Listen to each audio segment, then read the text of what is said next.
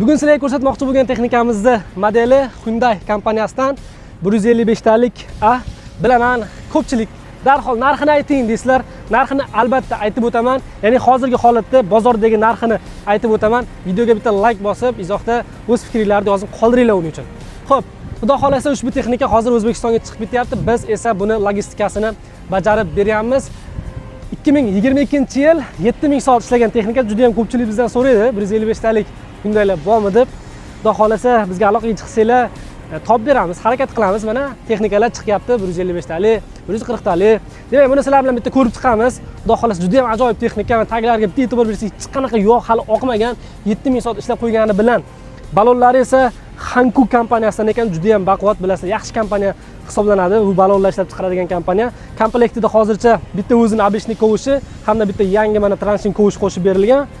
Shuningdek 360 adapteri bor.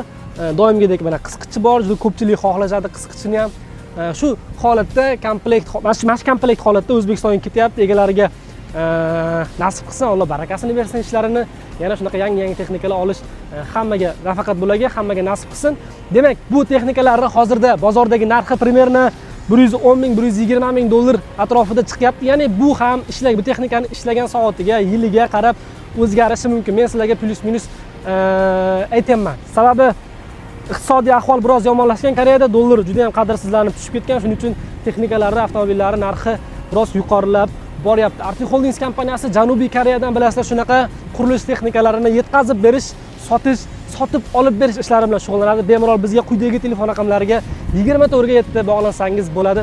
Hammaga rahmat, sog' bo'linglar.